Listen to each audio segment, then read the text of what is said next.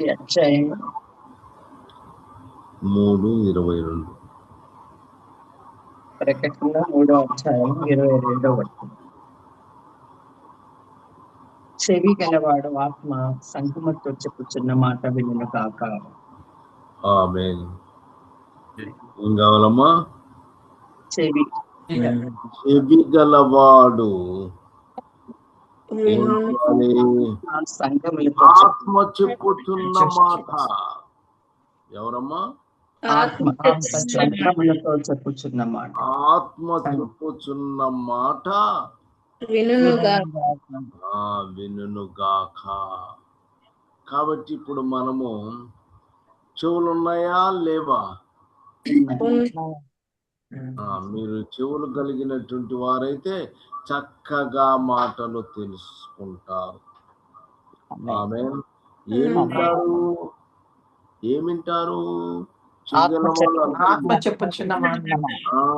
ఇప్పుడు 22:17 వచనం ప్రకటన. ఆత్మయు పెళ్లి కుమార్తెయు రమ్మని చెప్పుచున్నారు, వినువాడు రమ్మని చెప్పవలెను. దప్పికొనువాడు రావచ్చును, ఇచ్చయించువాడు జీవజలములను ఉచితముగా పుచ్చుకొనవచ్చును. జలములు ఉచితముగా పుచ్చుకొనవచ్చు. పుచ్చుకొన నిమ్ము. ఏమిస్తారు? జీవజలములు. ఎవరో చెవు గలవాడికి, చెవులు లేకపోతే ఆయన తీసుకునేవాడు ఎక్కడ మరి లేదు కదా, ప్రయోజనము లేనటువంటి. కాబట్టి అతడు చెవి గలవాడై ఉండాలి. వాళ్ళు ఏం చేయాలి? ఇప్పుడు జీవ జలము నీకు ఉచితంగా ఇస్తాడు ఆయన. అప్పుడు పెళ్లి కుమార్తెయు ఆత్మయు పెళ్లి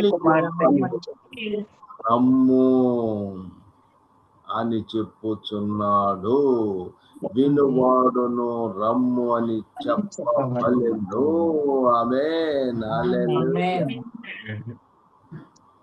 ప్రకటన 2:17. ప్రకటన గ్రంథము 2వ అధ్యాయము 17వ వచనం. చెవి గలవాడు ఆత్మ సంగములతో చెప్పుచున్న మాట వినును గాక. చెవి గలవాడు ఆత్మ చెవి ఉన్నవాడికి వాడికి చెప్తాడు. మనము జాగ్రత్తగా తెలుసుకోవాలి. ఏమిటి? చదవండి. జయించువానికి మరుగైయున్న మన్నాను భుజింపనిత్తును. జయించువానికి ఎవరండి ఇతను? ఎవరికి? మనకి కాదా? మనం జయిస్తే మనకే. నువ్వు దేంట్లో జయించావు? నీవు ఫలాని దాంట్లో జయించానని నువ్వు చెప్పగలవా? ఎందుకున్నావు? ఎందుకు వస్తున్నావు? ఎందుకు ప్రార్థన చేస్తున్నావు? జయించినటువంటి వాడు నువ్వు ఏమవ్వాలి? నువ్వు జయించాలి. జయించువానికి మన్నాను భుజింపనిత్తును, మరియు అతనికి తెల్ల రాతినిత్తును. ఆ రాతి మీద చెక్కబడిన యొక్క కొత్త పేరు ఉండును. కొత్త పేరుండును, పొందిన వానికే కాని అది మరి ఎవరికి తెలియదు. ఆమేన్. కాబట్టి మీకు తెలియదు, కానీ జయించేటువంటి వానికి అవిస్తాడు. నీకు తెలుసు. మన్నానిస్తాడు, ప్లస్ తెల్లరాత్రి. ఆమేన్. హల్లెలూయా. ఇక ప్రకటన 2:11.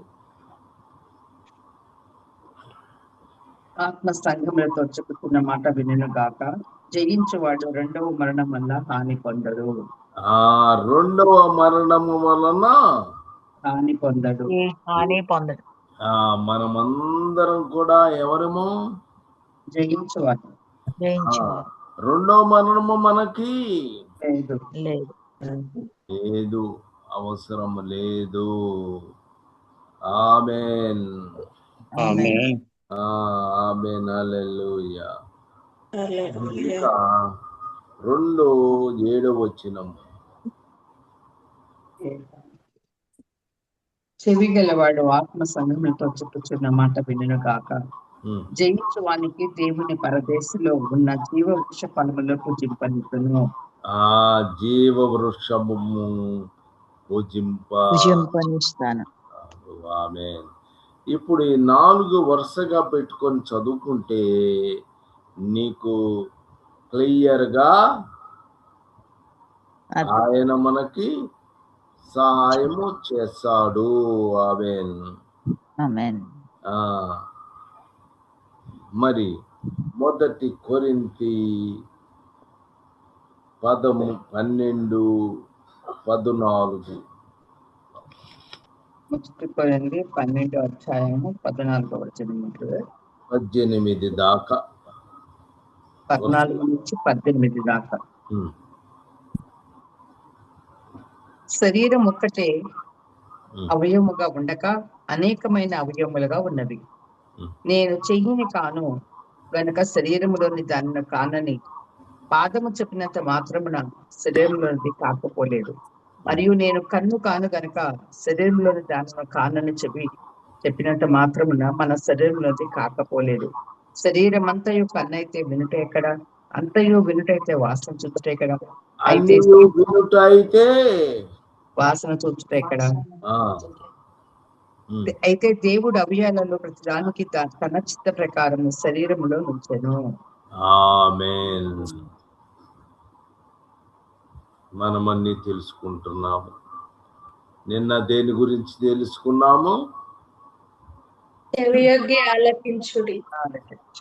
అమ్మా, చెవియొగ్గి ఆలకించుడి. చెవియొగ్గి వినుడి. అంతకు ముందు ఏం తెలుసుకున్నాము?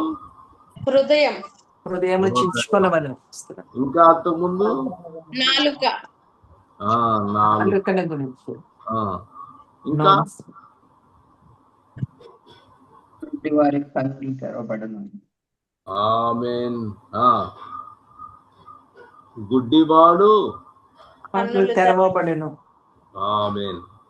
అవన్నీ కూడా శరీర అవయవ భాగములో అన్ని మన శరీర అవయవ భాగములో ఒక్కొక్కటి అన్ని కూడా మనము తెలుసుకుంటున్నాము. ఆమేన్. ఇక 2 తిమోతి 4:3 2 తిమోతి 4:3 ఎందుకనగా జనులు హితబోధను సహింపక దురద చెవులు గలవారై, వాళ్ళకి దురద చెవులు కలిగిన వారు. వాళ్ళ ఎలాంటి వాళ్ళు? చెవులు కలిగిన వారు. ఇంతకు ముందు ప్రకటన గ్రంథములో చదువుకున్నాము కదా, చెప్పుచున్న మాట చెవి అని చెప్పాడా కదా? చెప్పాడా లేదా? నీకు మన్నాని ఇస్తాను, నీకు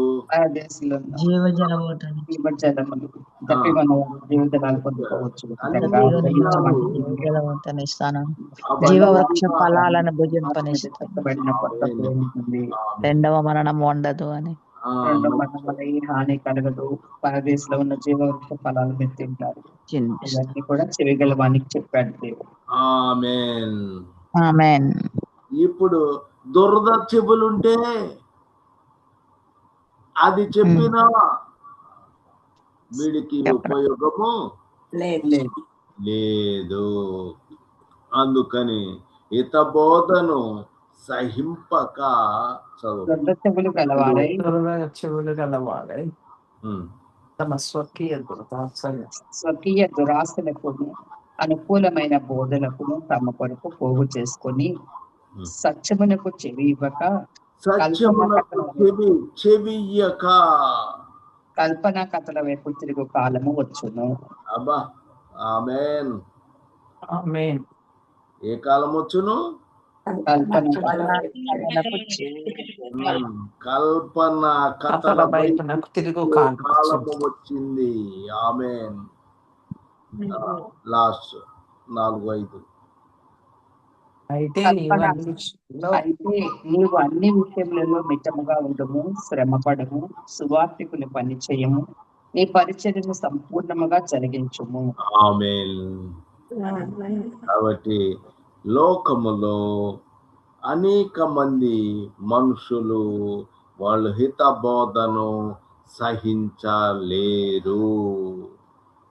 మనమైతే ఆయన బిడ్డలుగా మనము పొందుకోవలసినది. ఇంకా మనము వెళ్ళాలి. నీవు అన్ని విషయములలో మితముగా ఉండాలి. శ్రమ పడుము, సువార్త పని చేయము, నీ పరిచర్యను సంపూర్ణముగా జరిగించుము. ఆమేన్. హల్లెలూయా. ఇక 1 కొరింథీ 2:9 10 2వ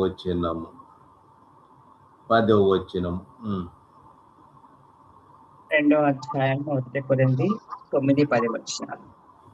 ఇందును గూర్చి దేవుడు తన్ను ప్రేమించు వారి కొరకు ఏవి సిద్ధపరచనో అవి కంటికి కనపడలేదు, తన్ను ప్రేమించి వారి కొరకు ఏవి సిద్ధపరచనో అవి కంటికి కనబడలేదు,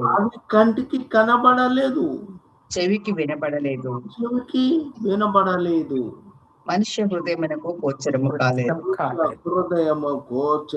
కాలేదు. మనకైతే దేవుడు వాటిని ఏం చెప్పాడు? ఆత్మ వలన వారి కొరకు ఏవి సిద్ధపరచెనో అవి కంటికి కనబడలేదు, చెవికి వినబడలేదు, హృదయానికి గోచరము కాలేదు. అయితే మరి మనకైతే దేవుడు వాటిని ఆత్మ వలన బయలుపరిచి ఉన్నాడు. గ్రహించండి. ఇప్పుడు దేని వల్ల గ్రహించారు? మీరు ఆత్మను పొందారా? ఒకరితో మాట్లాడకండి. మిగతా వాళ్ళు ఎవరైనా పరిశుద్ధాత్మను మీరు పొందారా? అందుకని మనకైతే దేవుడు వాటిని తన ఆత్మ బలన బయలుపరచియున్నాడు. ఇప్పుడు అవన్నీ తెలిసి నీకు, వేరే వాళ్ళకి మాత్రము ఆ విషయం తెలియవు. మరి ఆ ఆత్మ అన్నిటినీ వివేచిస్తుంది. అయితే దేవుడు వాటిని దేవుని మర్మములను కూడా పరిశోధించుచున్నాడు. నేను బైబిల్ చెప్తున్నాను, దేవుని వాక్యము చెప్తున్నాను, కానీ దేవుని మర్మాలు కూడా చెప్తున్నాను. కానీ అతనికి అబ్బే నాకు అసలు ఏమీ అర్థం కాలేదు, అస్సలు ఏం మాట్లాడుతున్నాడో. కాబట్టి ఏం పోతాను, అక్కడికి పోవటం అనవసరం. 42 మంది పర్లేదు, 42 మంది ఉండండి, మిగతా వాళ్ళు ఏనా లేరు. ఎందుకు? మేము పరిశుద్ధాత్మను మీరు పొందారా? ఎస్. మనమైతే దేవుడు వాటి తన మహి ఆత్మ బలన బయలుపరచి ఉన్నాడు. ఆ ఆత్మ అన్నిటినీ పరిశోధించి మర్మములను కూడా పరిశోధించుచున్నాడు. మన మానవులకు తెలుస్తుంది అని చెప్పాడా? లేదు లేదు ఆత్మ వలన ఆత్మ వలన మాత్రం మొదటి 42 మంది కనబడుతున్నారు. మీకు అందరికీ మరి కనబడుతుందా, వినబడుతుందా? ఒక్కసారి ఆలోచించుకోండి. ఎవరికంట? ఆత్మ మాత్రమే బోధిస్తుంది. కాబట్టి అంటే 42 మంది పరిశుద్ధాత్మను పొందుకున్నారు అని చెప్తున్నారు. ఆమేన్. ఆమేన్. కాబట్టి 42 మంది పరిశుద్ధాత్మను పొందుకున్నారు అనే సంగతి మనకి తెలియాలి. శరీరానికి చెప్తాడు అని చెప్పాడా? చెప్పలేదు. ఆత్మకు మాత్రమే. శరీరానికి అనేక విషయాలు తెలియజేస్తాడని చెప్పాడా? కాదు. మన ఆత్మకి ఆయన ఆత్మ, మన ఆత్మకి ఆయన ఆత్మ బోధిస్తుంది. ఆయన ఆత్మ వలన బయలుపరుస్తున్నాడు. ఆ ఆత్మ దేవుని మర్మములను కూడా పరిశోధిస్తున్నాడు. ఆమేన్. గ్రహించండి. ఎవరికి ఈ లోక సంబంధమైన శరీర సంబంధమైన అవి మీకు వినబడతాయి అని చెప్పాడా? కాదు, మనకు అవసరం అనేది. కానీ ఆత్మ, మన ఆత్మకి మనకి ఆత్మ ఉన్నదా? మనకి ఆత్మ ఉంది. తర్వాత పరిశుద్ధాత్మను పొందుకున్నాము. కాబట్టి పరిశుద్ధాత్ముడు ఇప్పుడు మనకి తెలియచేస్తున్నాడు దేవుని మర్మాలు.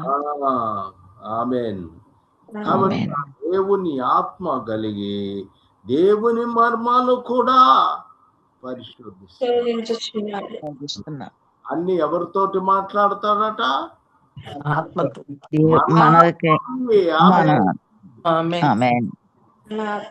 మాట్లాడేది కేవలము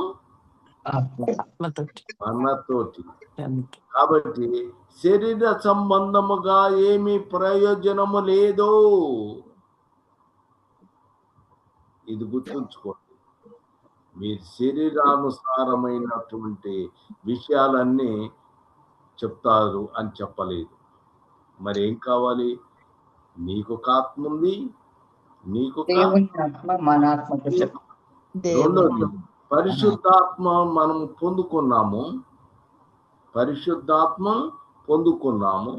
ఆయన వచ్చాడు. ఆయన వచ్చి ఆయన అన్ని తెలియచేశాడు. ఆమేన్. మన ఆత్మ దేవుని యొక్క ఆత్మ మనలో పని చేస్తున్నది అనే విషయాన్ని మనము తెలుసుకోవలసినది. ఆమేన్. ప్రతి ఒక్కరూ చూసుకోవాలి చాలా జాగ్రత్తగా. నేను ఆత్మను కలిగి ఉన్నాను, వెరీ వెల్. కానీ పరిశుద్ధాత్మను నేను పొందానా అని పొందుకోవాలి. ఆటోమేటిక్గా నీ కంటికి ఇందును గూర్చి దేవుడు తన్ను ప్రేమించు వారి కొరకు సిద్ధపరిచను, అవి కంటికి కనపడలేదు, చెవికి వినపడలేదు, మనుష్య హృదయమునకు గోచరము కాదు. వీటికి ఉపయోగము లేదు. వీటికి ఒకటి చెవు, హృదయము, కన్ను, వీటన్నిటికీ ఏమర్థం కాదు. మరి కానీ ఆత్మకి తెలియచేస్తాడు. ఆమేన్. అందరూ కూడా మీ యొక్క ఆత్మతో మీరు పొందుకోవాలి.